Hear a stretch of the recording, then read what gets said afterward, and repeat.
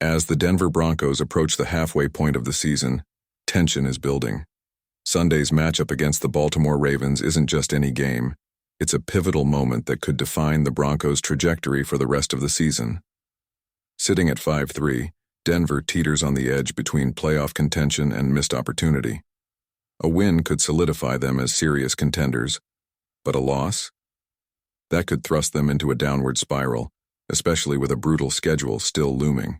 Currently, the Broncos are positioned to pick 22nd in the 2025 NFL Draft. However, a slip-up against the Ravens could drop them into the top 15.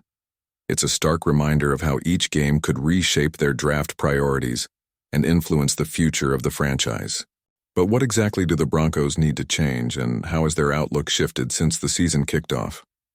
Before diving into specifics, let's look at head coach Sean Payton's draft history, a history marked by a ruthless focus on physicality, especially during his time with the New Orleans Saints. In his years with the Saints, Payton made it clear that building dominance started in the trenches. He used 8 first-round picks on players who could handle the brutal, physical demands of the offensive and defensive lines. It's a strategy that not only brought the Saints success, but may also hint at how he'll shape the Broncos roster. Broncos fans hoping for flashy offensive playmakers may need to temper expectations. Payton's draft history suggests he values grit over glitz.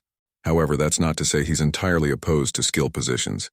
He's selected talents like Mark Ingram, Reggie Bush, and Brandon Cooks in the past.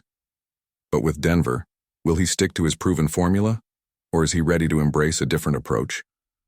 Payton's strategy for building the Broncos could hinge on this week's performance and the adjustments he sees as critical for the second half of the season.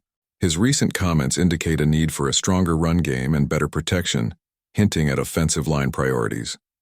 Starters like Garrett Bowles are playing well, but his contract status leaves a question mark. If Payton isn't convinced Bowles is a long-term answer, don't be surprised if they aim high for an offensive tackle. On defense, while the Broncos' edge players and defensive line have shown flashes of brilliance, there's still room for improvement.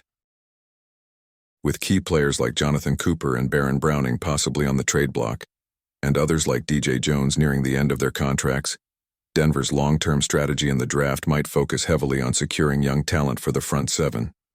The right pick could mean the difference between a defense that merely holds its ground and one that crushes opponents. So, as the Broncos face down a formidable Ravens squad, their season and draft strategy hang in the balance. Will Payton double down on his signature style, reinforcing Denver's physical presence on the field? Or will this game push him to take a leap, giving the offense the boost it needs to truly thrive? With so many questions unanswered and the stakes higher than ever, the second half of the season promises to be a relentless pursuit of progress. Stick around and find out how this thrilling season unfolds for the Denver Broncos.